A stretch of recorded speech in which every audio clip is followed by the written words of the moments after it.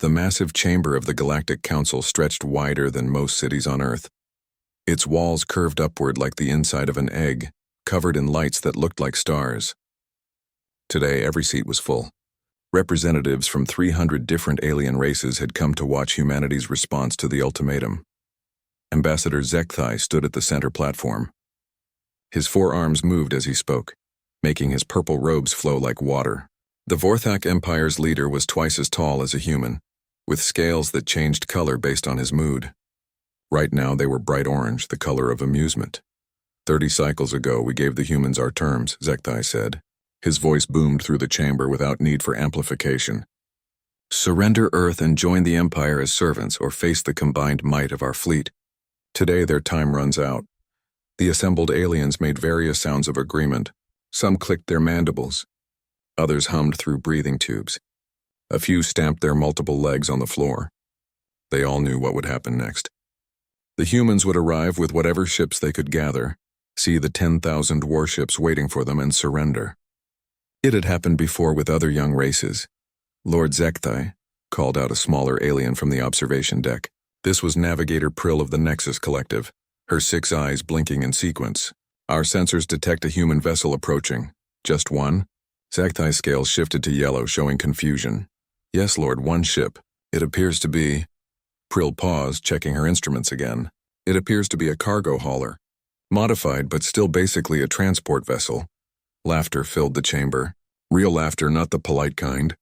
The Corvani delegation were slapping their tentacles against their seats. The crystalline shard unity made sounds like wind chimes in a storm. Even the usually serious Voidwalkers were shaking their helmeted heads. One cargo ship, Admiral Thex of the Warrior caste, stood up.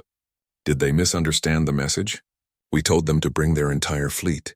Perhaps they are surrendering, suggested another voice. One ship to deliver their surrender documents. Zekthai raised one of his arms for silence. Let them approach. This should be entertaining. The human ship moved slowly through space, passing the first line of alien vessels. It was not impressive to look at. The UNES Persistence was shaped like a rectangular box with engines attached, painted gray with Earth's blue and green symbol on the side. Compared to the sleek Vorthak destroyers or the organic curves of the Collective's bioships, it looked like something a child might build with blocks. They're requesting permission to address the assembly, Navigator Prill announced. Granted, Zekthai said, his scales now bright orange again. I want to hear what excuse they offer for this insult. The main viewing screen flickered to life. A human woman appeared wearing a simple blue uniform. She had black hair tied back in a tight bun, and dark eyes that seemed very calm for someone facing 10,000 warships. The nameplate on her uniform read, Captain S. Chen. Members of the Galactic Council, Captain Chen said. She spoke clearly without any sign of fear. I am Captain Sarah Chen of the United Nations ship Persistence. I've come to respond to your ultimatum. One ship? Zekthai interrupted. You bring one cargo hauler against the greatest fleet in the galaxy? Are you surrendering or are you simply stupid? Captain Chen smiled slightly. Neither, Ambassador. We brought exactly what we needed. The laughter started again, louder this time. Some of the aliens were actually pointing at the screen. Others were already turning away, thinking the show was over.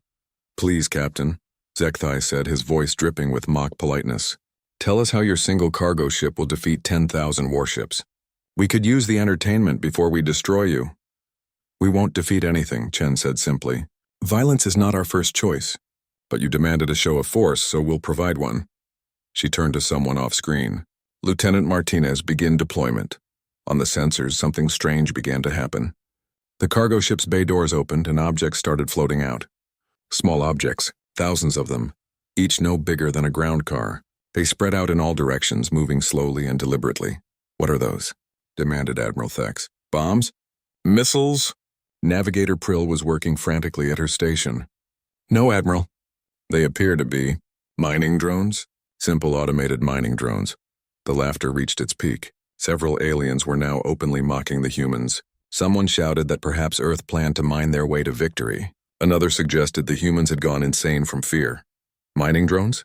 Zekthai could barely speak through his amusement. You brought mining equipment to a battle? Captain Chen remained calm on the screen. Ambassador, may I ask you a question? Do you know what humans call our home? Earth. Zekthai replied, confused by the change of topic. Yes, but we also call it something else. We call it the blue marble. Do you know why? I fail to see how this matters. From space, our world looks like a small blue marble floating in the dark, Chen continued. Just one tiny ball in an infinite universe. When we first saw that image, some humans felt despair at how small we were, but others saw something different. They saw how one small thing, in the right place at the right time, could change everything. The mining drones continued to spread out. There were now tens of thousands of them, forming an expanding sphere around the Persistence. They weren't moving toward any of the alien ships. Instead, they seemed to be heading for the asteroid field at the edge of the system. Captain Chen, Zekthai said, his patience wearing thin. If this is all you have to offer, then I'm afraid— Ambassador, Chen interrupted. Have you ever heard of exponential growth? Before Zekthai could answer, the first mining drones reached the asteroids. They immediately began to work, their laser cutters carving into the rock. But they weren't collecting ore. They were building something. What are they doing? Asked someone from the council. Navigator Prill's 6 eyes went wide. All of them. They're reproducing. The drones are building more drones. A hush fell over the chamber. On the screens, they could see it happening. Each mining drone was taking raw materials from the asteroids and constructing exact copies of itself. Where there had been 1 drone, now there were 2. Then 4, then 8. Impossible, Admiral Thek said. Self-replicating machines are banned by galactic law. The Grey Goo Protocol. The Grey Goo Protocol was signed by council members, Captain Chen said calmly. Earth is not a member. You made that very clear when you demanded our surrender. Zekthai's scales were shifting through multiple colors now, orange to yellow to a deep purple that indicated growing concern. Stop them. Stop them now. I'm afraid I can't do that, Ambassador, Chen said. Once the process starts, it has to run its course. But don't worry. This is just a demonstration. The drones are programmed to stop after a certain point. On the screens, the number of drones was growing faster than the computers could count. Hundreds became thousands. Thousands became tens of thousands. The asteroids were visibly shrinking as more and more material was converted into new drones. You're insane, Zekthai said. You'll destroy everything. No, Captain Chen said quietly. We'll survive. Humans are very good at surviving. We survived ice ages. We survived plagues. We survived nuclear weapons. And if necessary, we'll survive this too. The implications were beginning to sink in across the chamber. If the humans could deploy these drones, if they could really create self-replicating machines, then no fleet, no matter how large, could stop them. The drones would simply consume any ship sent against them and use the materials to make more drones. This has to be a trick, Admiral Thek said. No race could be foolish enough to create such weapons. Captain Chen's expression remained calm. Admiral, you threatened to destroy our world. You demanded our surrender. You gave us 30 cycles to prepare our response. Did you really think we would spend that time building regular warships? The chamber was silent now except for the hum of computers tracking the exponentially growing drone swarm. In less than an hour, there were millions of them. The asteroid field was half gone. Captain, Zekthai said slowly, surely you understand what you've done? These machines, they could consume entire systems. Yes, Chen agreed. They could. Then why? The ambassador's scales were now completely black, the color of dread. Why would you create such things? Captain Chen looked directly at the camera. Because sometimes, Ambassador, one ship is all you need. If it's carrying the right cargo. The Galactic Council chamber had never been this quiet. 300 different species, each with their own way of breathing, moving, and existing, all frozen in silence. They watched the screens as the mining drones continued their work. The asteroid field that had existed at the edge of the system for millions of years was disappearing before their eyes. Captain Chen remained on the main screen, still calm, still composed. Behind her, the bridge of the Persistence looked almost boring. Just humans sitting at regular stations, tapping at regular computers. No panic, no celebration, just quiet efficiency. Navigator Prill, Zekthai said slowly. How many drones are there now? Prill's 6 eyes blinked rapidly as she worked her instruments. Approximately 4 million, Lord. No, wait. 5 million. The number is increasing too fast to track accurately. Fire on them, Admiral Thek commanded. All ships target the drone swarm. Belay that order, Zekthai said quickly. You fool, they're converting matter to create more drones. If we destroy them, we're just giving them more materials to work with. The Admiral's forearms dropped to his sides. For the first time in his military career, he didn't know what to do. Captain Chen spoke again. Ambassador Zekthai, you seem concerned. Perhaps I should explain what you're looking at. Please do, Zekthai managed to say. On Earth, we have a legend about a man who asked for a simple payment. 1 grain of rice on the first square of a chessboard, 2 on the second, 4 on the third, and so on. The king thought it was a trivial request. He didn't understand exponential growth. Chen gestured to someone off-screen. A diagram appeared next to her image, showing the drone reproduction rate. Each drone can build 2 copies of itself in approximately 6 minutes using raw materials, she explained. Those 2 can each build 2 more. In 1 hour, 1 drone becomes over 1,000. In 2 hours, over 1,000,000. In 24 hours, she paused. Well, in 24 hours, there would be more drones than atoms in your warships. A representative from the Crystal Harmony stood up, its transparent body flickering with distress. This is madness. You would destroy everything. No, Chen said simply. We would survive. That's what these drones are, Ambassador. They're survival. She touched something on her console and a new image appeared. It showed the technical specifications of the drones. Even simplified for the presentation, the design was elegant in its simplicity. Each drone contained several things, Chen explained. First, the complete genetic template of Earth's biosphere. Everything from bacteria to blue whales encoded in synthetic DNA. Second, the sum total of human knowledge, our history, our culture, our art, everything that makes us who we are. Third, instructions for terraforming planets and rebuilding human civilization from scratch. The implications hit the assembly like a physical blow. These weren't just weapons. They were seeds. You're insane, whispered someone from the back. Are we? Chen asked. You threaten to destroy our world. Every species in this council has weapons that can turn planets to glass. You've used them before. We've seen the dead worlds, the places where entire civilizations once lived. So we asked ourselves a simple question. How do you defeat someone who can destroy your planet? She paused, letting the question hang in the air. The answer is simple. You make sure that destroying your planet doesn't mean destroying your people. On the screen, something new was happening. The drones had stopped just consuming asteroids. They were building something else now. Structures were taking shape in space, assembled from the raw materials they had gathered. What are they making? Zekthai demanded. Ships, Chen replied. Human ships. Each one fully automated, armed, and capable of faster-than-light travel. The structures were indeed becoming recognizable as vessels. Not pretty ones, not elegant ones, but functional. Within an hour of starting, the drones had built 10 complete warships. Then 20. Then 50. This is impossible, Admiral Thex said. The energy requirements alone, when we solved that problem years ago, Chen interrupted. Each drone has a microfusion reactor. Very efficient. We learned a lot from studying your technology, actually. The Vorthak energy systems you use in your fighters, we improved on them. Zekthai's scales were cycling through colors so fast they seemed to shimmer. You studied our technology? Of course. You've been sending threats for 5 years. Did you think we were just sitting around hoping you'd change your minds? Every probe you sent to scan Earth, every diplomatic vessel that came to deliver ultimatums, we learned from them. Your shields, your weapons, your drives. We took it all apart, understood it, and made it better. A new voice spoke up. It was the Ancient One, the oldest member of the Council. A being that looked like a tree made of crystal and light. Captain Chen, what exactly do you want from us? Chen smiled slightly. Nothing. That's what you don't understand. We don't want your territory. We don't want your resources. We don't want to rule over you. We just want to be left alone. But the drones, Zekthai started. We'll stop soon, Chen assured him. This is just a demonstration. The real swarm is different. The chamber erupted in confusion.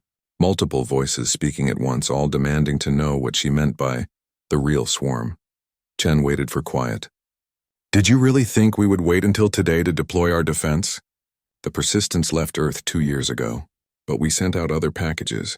Small ones, each containing a single dormant drone. They've been traveling through hyperspace, spreading across the galaxy. She brought up a star map. Red dots appeared across it. Hundreds of them, thousands. They're already in position, Chen said quietly, in empty space between stars, in dark nebulae, in places you'd never think to look, all dormant. All waiting. Waiting for what? Sekthai asked, though he suspected he already knew. For Earth to die, Chen said simply. If our planet is destroyed, if human civilization falls, they activate. All of them, simultaneously. The star map changed. The red dots began to pulse, and spreading circles showed the projected growth pattern. Within weeks, the entire galaxy would be covered. You're holding the galaxy hostage, Admiral Thex accused. No, Chen corrected. We're ensuring our survival. There's a difference. The drones will never activate unless humanity is destroyed. They're not programmed to attack.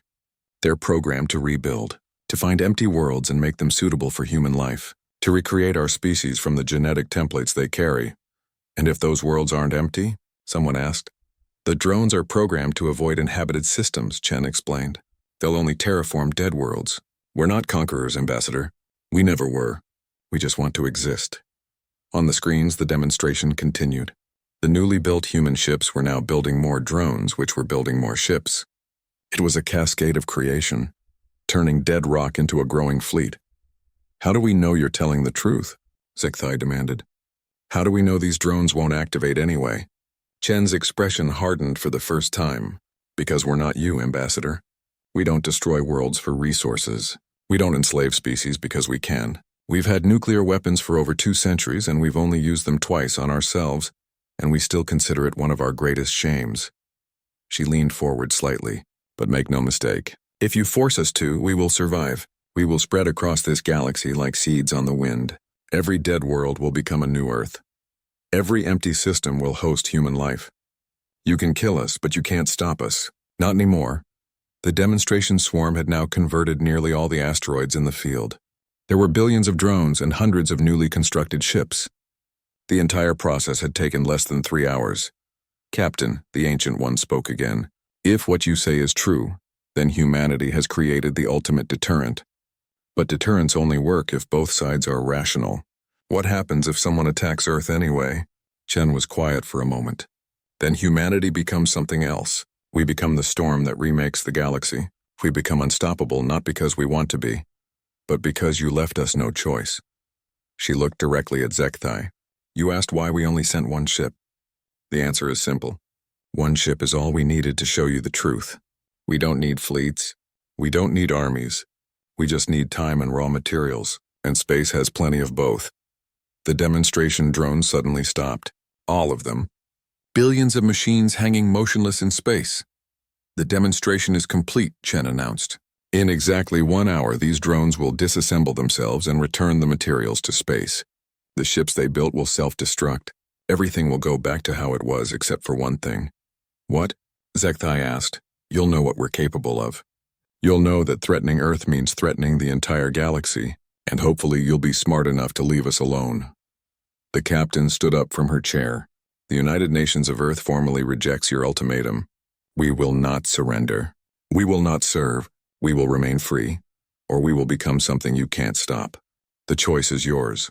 The transmission ended, leaving the council chamber in darkness except for the light from billions of waiting drones.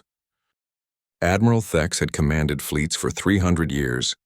He had fought in 17 major wars, destroyed 43 enemy vessels and never lost a battle. But now, watching billions of human drones hanging in space like a metal cloud, he felt something he hadn't experienced since he was a young soldier. He felt fear. We have to destroy them, he said, his voice carrying across the silent council chamber. Now while they're still, before they start moving again. And give them more materials to work with. Sekthai turned on him, scales flashing angry red. Did you not understand what the humans said? They convert matter. Our weapons, our ships, even our bodies would just become more drones. The Vorthok fleet hung in space, 10,000 strong, the greatest military force ever assembled. Yet every commander was looking at their weapons with new eyes, seeing them not as tools of destruction but as potential food for the swarm. Navigator Prill was still at her station, her 6 eyes fixed on different screens. Lord Sekthai, I'm detecting something. The drones aren't completely still. They're communicating. Communicating. Yes, they're sending signals to each other. Billions of signals. It's like... She paused, trying to find the right words. It's like they're thinking together. A collective shudder ran through the assembly. The idea of billions of machines thinking as one was terrifying enough. But knowing those machines could reproduce endlessly made it worse. The Ancient One moved forward, its crystalline form catching the light from the displays. We must think carefully about our next move. The humans have shown us something unprecedented. They've shown us an abomination, shouted the representative from the Pure World Alliance. Self-replicating machines are forbidden for a reason. They could consume everything. And yet, the Ancient One said calmly, they haven't. The human was precise. These machines only activate if Earth is destroyed. They're not a weapon of conquest. They're a guarantee of survival. On the main screen, the Persistence still floated among its billions of children. The cargo ship looked even smaller now, dwarfed by the fleet it had birthed. But somehow that made it more frightening, not less. One small ship had created all this in 3 hours. Navigator Prill, Zekthai commanded. Scan the swarm. I want to know everything about these drones. Prill worked frantically at her station. Data flowed across her screens faster than most beings could read, but her 6 eyes tracked it all. They're remarkable, Lord. Each drone is only 3 meters across, but the technology inside, they have microfusion reactors, molecular assemblers, quantum processors, and something else. Something I don't recognize. What do you mean? There's a component in each drone that doesn't match any known technology. It seems to be some kind of storage device, but the data density is impossible. Each drone contains... Lord, this can't be right. What? What does it contain? Prill's eyes all blinked in unison, a sign of extreme shock. Everything. Each drone contains the complete genetic sequence of every life form on Earth. Millions of species, plus their entire cultural database. Books, music, art, history, languages, even personal messages from individual humans. It's all there, compressed into something the size of a grain of sand. The implications were staggering. If Earth was destroyed, these drones wouldn't just rebuild human civilization. They would recreate it exactly down to the last detail. Every song, every story, every person who had submitted their genetic template. Death would not be the end. It's immortality, someone whispered. They've achieved immortality. Captain Chen's image suddenly reappeared on the screen. She had been listening. Not immortality, she corrected. Continuity. There's a difference. We would still die. Our world could still burn. But humanity itself, the idea of us, our culture, our dreams, that would go on. Captain Chen, the Ancient One addressed her. You've shown us the sword. But every sword can cut both ways. What prevents these drones from being used offensively? Chen smiled slightly. Would you like a demonstration? Before anyone could answer, she gave an order to someone off-screen. One of the newly built ships, constructed entirely by the drones, moved forward. It was approaching the Vorthak fleet. All ships prepare for combat. Admiral Thex commanded. Wait, Chen said quickly. Watch. The drone-built ship stopped exactly 1,000 kilometers from the nearest Vorthak vessel. Then it sent out a signal. Every drone in the swarm received it simultaneously. And they all turned to look at the Vorthak fleet. Billions of machines, each with sensors capable of tracking individual atoms, all focused on the alien ships. The effect was visceral. Every being in those ships, every member of the council watching through screens, felt the weight of that mechanical gaze. We see you, Chen said quietly. Every ship, every weapon, every weak point in your armor, every flaw in your shields. The drones are mapping you down to the molecular level. In the 43 seconds since they started watching, they've identified 17,000 ways to destroy your fleet. On the screens, data began to appear. Weak points in Vorthak armor, flaws in shield harmonics, vulnerable systems. Everything displayed in perfect detail. Impossible, Admiral Thex breathed. Our ships have the best defensive systems in the galaxy. Designed by biological minds with biological limitations, Chen replied. The swarm doesn't have those limitations. When a billion processors work on a problem together, they find solutions you never imagined. The drone-built ship fired a single beam. It was thin, no wider than a human finger, and it lasted less than a second. It struck the Vorthak flagship's shields at a precise angle, at a precise frequency. The shields, designed to withstand planet-cracking weapons, flickered and failed. How? Thex demanded. Your shields operate on harmonic frequencies, Chen explained. The swarm calculated the exact inverse frequency needed to cancel them out. One shot, no shield. Your ship is now defenseless. The Admiral started to give an order, but Chen interrupted. Don't worry, Admiral. We're not going to destroy you. That shot used most of the ship's power. It'll take hours to recharge, but imagine if all these drones started firing. billions of beams, each targeting a specific weakness. How long would your fleet last? 10 seconds, 5. She let the question hang in the air before continuing. But here's the thing, Admiral. The drones won't do that. They can't. They're not programmed for attack, only for construction and self-defense. The ship that fired on you? A human had to give that order. The drones themselves will never attack unless attacked first. To prove her point, Chen gave another order. The drone-built ship powered down its weapons and moved back. The swarm returned to its previous activity, ignoring the Vorthak fleet entirely. You've put a gun to the galaxy's head, Zekathai said accusingly. No, Chen replied. We've given the galaxy a reason to leave us alone. There's a difference. A gun can be taken away. A gun can be turned on its owner. But this, she gestured at the swarm. This is evolution. This is life finding a way to persist despite any threat. A new voice spoke up. It was the representative of the Silence, a race that rarely participated in council debates. Captain Chen, you spoke of packages sent out 2 years ago. How many? 17,431. Chen answered without hesitation. The number hit the assembly like a bomb. 17,000 dormant drones hidden throughout the galaxy, each capable of creating a swarm like the one they were watching. Where are they? Zekathai demanded. I don't know, Chen said simply. No human knows. The coordinates were randomized and then deleted. We couldn't tell you where they are even if we wanted to. They're scattered across 10 billion cubic light years, dormant, invisible, waiting. You've doomed us all, someone shouted. What if they malfunction? What if they activate by mistake? Chen's expression grew serious. They won't. Each drone runs the same check 1 million times per second. Is Earth still transmitting? Are humans still alive? The answer has to be no 1 billion times in a row before they even begin their activation sequence. And even then they wait another year, checking constantly for any sign of human life. She paused, then added quietly, We're very thorough when it comes to survival. The Ancient One moved closer to the screen. Captain Chen, what you've created is remarkable. Terrible, but remarkable. You've essentially made humanity unkillable. But what about the rest of us? What about our survival? Chen looked directly at the ancient being. That's up to you.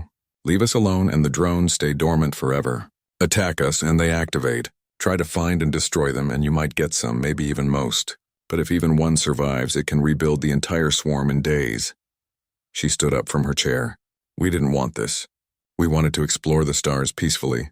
We wanted to meet other species, learn from them, share our culture. But you... She looked at Zekathai. You threatened to destroy us. You forced us to become something harder, something that can't be destroyed. On the screens, the demonstration swarm began to change. The drones were disassembling the ships they had built, breaking them down to base materials. Then they began disassembling themselves, each drone carefully taking apart its neighbors and scattering the materials back into space. 1 hour, as promised, Chen said. The demonstration is ending. Soon there will be no trace of what happened here except your memories and your sensor logs. The last drone dissolved into dust and space looked exactly as it had 4 hours ago. The asteroid field was gone. But the minerals were still there, floating as a cloud of particles. No evidence remained of the billions of machines that had just existed. No trace of the fleet they had built.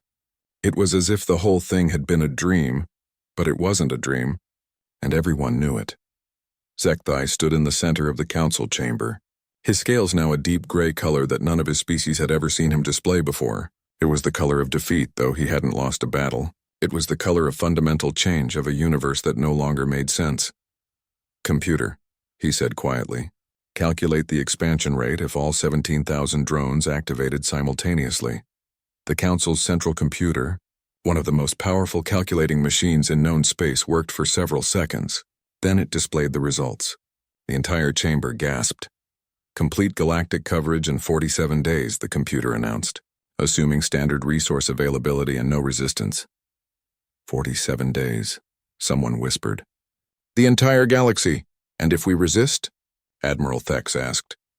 Resistance would provide additional materials, the computer responded. Estimated time to galactic coverage, 39 days. Captain Chen was still on the screen watching their reactions. She didn't look triumphant. She didn't look proud. She looked tired. We didn't want this, she said again. On Earth we have a saying, speak softly and carry a big stick. We wanted to speak softly. We wanted to use words, not threats. But you only respect the stick. The representative from the Harmonic Collective, beings who existed as living sound waves, resonated a question. What happens now, Captain Chen? Where do we go from here? That's up to you, Chen replied. We've shown you what we can do. Now you have to decide what you'll do with that knowledge. We could warn everyone, suggested a council member. Tell every species in the galaxy about the threat. And what would that accomplish? Chen asked. Would it make the drones disappear?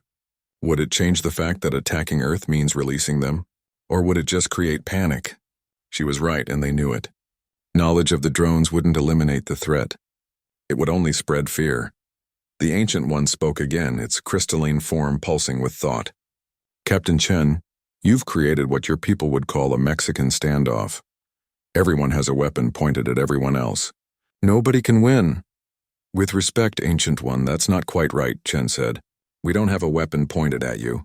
We have a weapon that only fires if we're destroyed. It's purely defensive. A defense that could destroy the galaxy.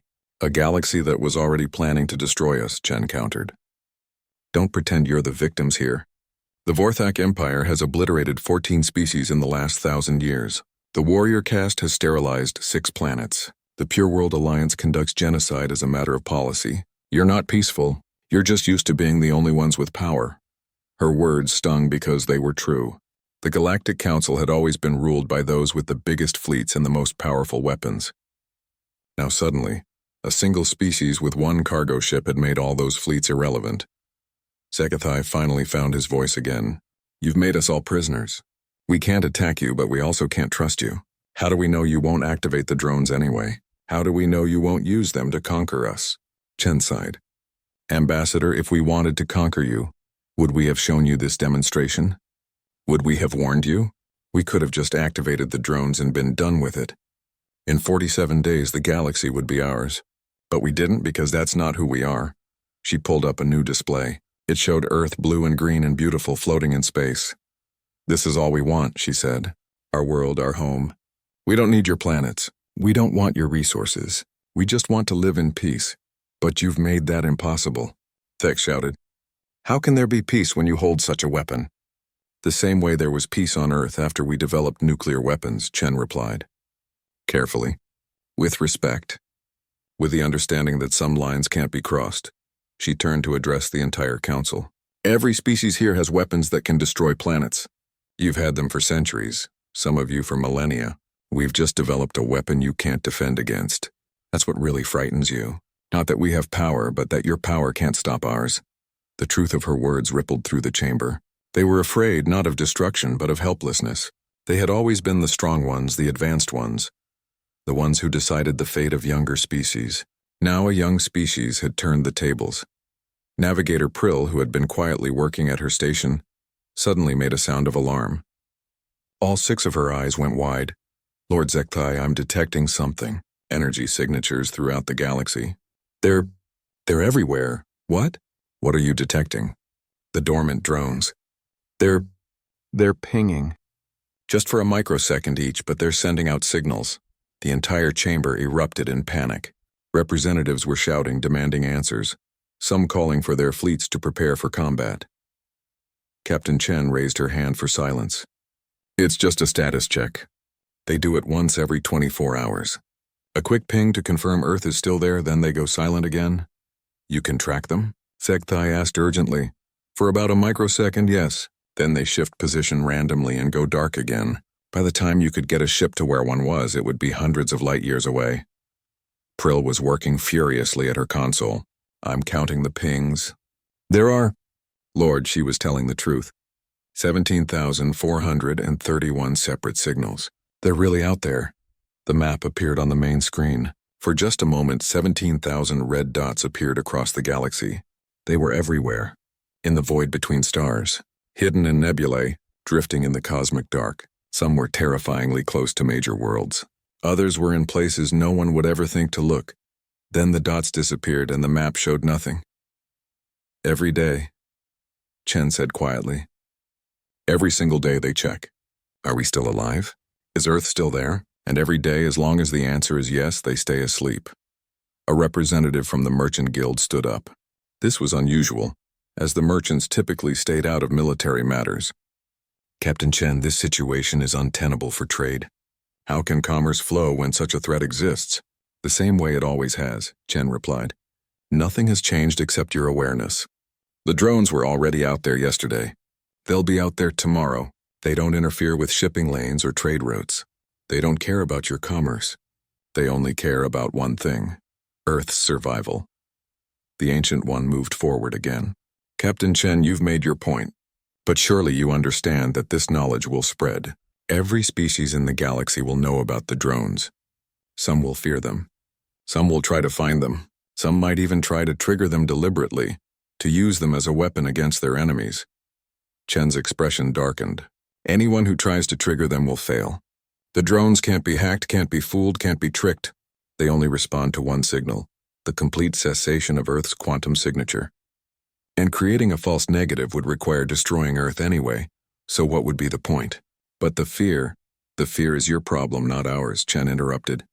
We lived with the fear of annihilation for years while you sent your threats. Now you can live with it too? She stood up, preparing to end the transmission. The persistence will remain here for 1 more hour. If you want to discuss terms, if you want to establish peaceful relations, we're ready to talk. But if you're still thinking about threats and ultimatums, remember what you saw today. The screen split, showing Captain Chen on one side, and a replay of the drone swarm at its peak on the other. Billions of machines turning asteroids into fleets in hours. One ship, Chen said. We sent one ship because one ship was all we needed. Not to defeat you, but to show you that defeating us is impossible. You can kill us, but you can't stop us. You can destroy our world, but you can't destroy our future. She paused at the door of her bridge, looking back one more time. Your move, Ambassador. The transmission held for another moment, showing the human captains retreating back. Then it cut to an external view of the Persistence, small and alone among 10,000 warships. But now that small ship seemed like the most dangerous thing in space. Because everyone knew what it represented. It represented a species that had looked at extinction and said no. It represented a people who had turned the ultimate weapon into the ultimate insurance policy. It represented the end of the old order and the beginning of something new. In the council chamber, 300 species sat in silence, each thinking the same thought. The humans had changed everything. The galaxy would never be the same. And somewhere in the dark between the stars, 17,000 dormant drones drifted silently, patiently, eternally ready to ensure that humanity would never truly die. The hour passed in heated debate. The Galactic Council had never been so divided. Some members called for immediate surrender to human demands, though the humans had made no demands. Others wanted to search for and destroy every dormant drone, though they knew it was impossible. Still others suggested quarantining Earth, building a barrier around the entire solar system, as if walls could stop an idea whose time had come. Ambassador Zekthai stood silent through it all, his scales slowly shifting through colors as his mind worked. He was thinking about empires, about power, about the nature of strength itself. The Vorthak Empire had ruled through fear for 3,000 years. Now they knew what it felt like to be afraid. Finally, he spoke. Bring Captain Chen back. I wish to speak with her. The communication channel opened again. Chen appeared on the screen, still on her bridge, still calm. She had been waiting. Captain, Zekthai began formally, I am authorized to speak for the Vorthak Empire, and in this matter for the Galactic Council itself. We need to discuss terms. I'm listening, Chen said simply. First, I need to know something. The dormant drones, can they truly not be recalled? No, that was the point. If we could recall them, someone could force us to recall them. The only way to make them truly secure was to make them completely autonomous. And if Earth is destroyed by natural disaster? A solar flare, an asteroid impact, something not caused by us? Chen's expression softened slightly. We've thought of that. Earth broadcasts a specific quantum signature, updated every nanosecond with encrypted data about our status. The drones can tell the difference between natural destruction and an attack. If Earth dies naturally, the drones activate slowly over years, giving any surviving humans time to broadcast a stand-down signal. And if there are no survivors? Then humanity gets a second chance on 17,000 new worlds. The implications were staggering. Humanity had not just created a weapon, they had created a guarantee of immortality for their entire species. Admiral Thek stepped forward. This is unacceptable. No single species should have this power. No single species should face extinction either, Chen countered. Yet that's exactly what you threatened us with. That was different, Thex said, though his voice lacked conviction. Was it? You were going to wipe out 6 billion humans, our entire civilization gone because we wouldn't bow to your empire? How is that different? The Admiral had no answer. Zekthai raised one of his forearms. Captain Chen, we need to find a way forward. A way that ensures peace for everyone. That's simple, Chen said. Recognize Earth's sovereignty. Grant us full membership in the Galactic Council. Trade with us as equals, not subjects. Leave us in peace. And the drones?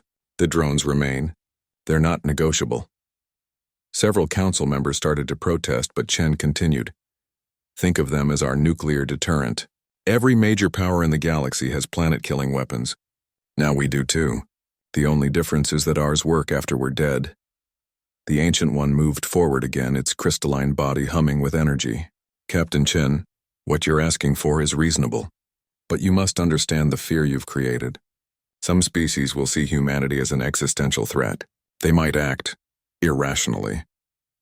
Then they'll trigger the very thing they fear, Chen said bluntly. That's not our problem to solve. It could be everyone's problem if the drones activate. Chen sighed and pulled up another display. This one showed a complex mathematical model.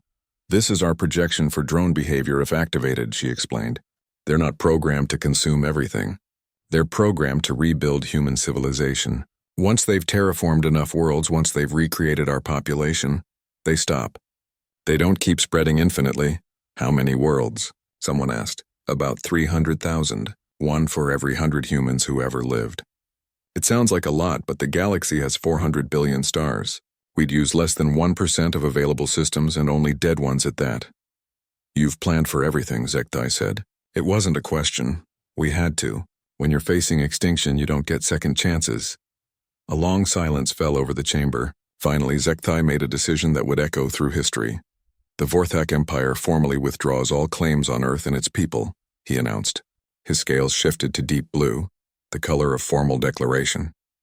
We recognize humanity's sovereignty and support their application for full council membership. The chamber erupted. Some representatives cheered, others protested, but the momentum had shifted. One by one, other species began to voice their agreement. The warrior caste withdrew their threats. The Pure World Alliance acknowledged Earth's independence. Even the Merchant Guild, seeing opportunity in trade with a species that could build so efficiently, offered their support. Captain Chen watched it all with no visible emotion. But those on her bridge later reported that she had tears in her eyes. There's one more thing, Chen said when the voting was complete, and Earth had been granted provisional membership. A gesture of good faith. She transmitted a new set of coordinates. These are the locations of 17 medical research stations we're building. Each one will be in neutral space, staffed jointly by humans and other species. We want to share our medical technology, our genetics research, our understanding of life. Why? Zekthai asked, genuinely confused. We just threatened to destroy you. Because that's what humans do, Chen replied. We survive, yes. But we also hope. We dream, we build, we forgive. The drones are our stick, but we'd rather offer carrots. She pulled up one final image. It showed children, human children, playing in a park on Earth. They were laughing, running, completely unaware of the cosmic drama that had just unfolded. This is what we're protecting, Chen said softly. Not just our lives, but our future. Our chance to grow, to learn, to become better than we are. The drones ensure we'll survive. But survival alone isn't enough. We want to thrive. We want to explore. We want to be part of something bigger than ourselves. The Ancient One spoke one last time. Captain Chen, your species has shown us something remarkable today. You've shown us that the smallest stone can create the largest ripples, that one ship, carrying the right message, can change the course of galactic history. Thank you, Ancient One. But we didn't change history. We just refused to let history end us. As the Persistence prepared to leave, Captain Chen sent one final transmission to the assembled fleet. 47 of your days ago, when you sent your ultimatum, our leaders met. They asked every scientist, every engineer, every philosopher a simple question. How do we survive this? The drones were our answer. But they also asked another question. What happens after we survive? She paused, making sure she had everyone's attention. The answer to that question is up to all of us. We can live in fear of each other, or we can live in peace. We can focus on our weapons, or we can focus on our dreams. We can be enemies, or we can be neighbors. The choice, as always, is ours. The Persistence turned slowly, its cargo bay now empty of drones but full of hope. It began to move away from the assembled fleets back toward Earth. Oh, Chen added, almost as an afterthought, I should mention one thing. The demonstration you saw today? That was the Mark III version of our drones. We're already working on Mark VII. The transmission ended before anyone could respond to that terrifying piece of information. As the human ship departed, Navigator Prill conducted one last scan. She found something that made all 6 of her eyes blink in surprise. Lord Zekthai, she said quietly. The Persistence. It's not alone. What do you mean? I'm detecting gravitational anomalies. Cloaked ships. At least 900 human vessels hiding in hyperspace waiting. Zekthai's scales went through every color at once. They said they sent one ship. No, the Ancient One corrected, a sound like crystalline laughter in its voice. They let us see one ship. There's a difference. The implication sank in slowly. The humans had sent 1,000 ships, but they had only revealed one because one was all they needed to make their point. The others had been waiting, ready to deploy their own drone swarms if negotiations had gone badly. Humanity hadn't just created an ultimate defense. They had created multiple ultimate defenses, layers upon layers of survival strategies. Captain Chen's final message arrived just as the Persistence entered hyperspace. Welcome to the New Age, Ambassador. An age where extinction is no longer possible for any species willing to do what it takes to survive. We humans have a saying, may you live in interesting times. I think times are about to get very interesting indeed. The 1,000 human ships vanished into hyperspace simultaneously, leaving the Galactic Council fleet alone in empty space. 10,000 warships, suddenly feeling very small and very obsolete. In the council chamber, representatives from 300 species sat in stunned silence, each processing what they had witnessed. The galaxy had changed in 4 hours. The old order, based on fleet strength and firepower, was over. A new order had begun, one where survival trumped destruction, where the smallest species could stand equal to the largest empire. And somewhere in the vast dark between the stars, 17,000 dormant drones continued their eternal drift, patient and ready, ensuring that humanity would never face extinction again. The age of empires was over. The age of survival had begun.